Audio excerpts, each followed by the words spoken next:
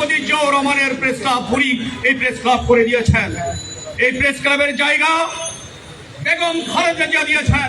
এই প্রেস ক্লাবের যে ইট বালি যে বিল্ডিং দেখছেন প্রতিটার সাথে বিএনপি জড়িত, বিএনপি দেওয়া।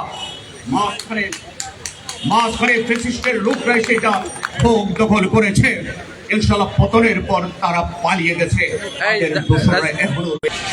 কারণ আমি আবারও বলছি, হাসিনাকে স্বৈরাচার থেকে মহাস্বৈরাচার থেকে ফ্যাসিজম বানানোর পিছনে সবচেয়ে বড় ভূমিকা এই দালাল সাংবাদিকরা রেখেছে।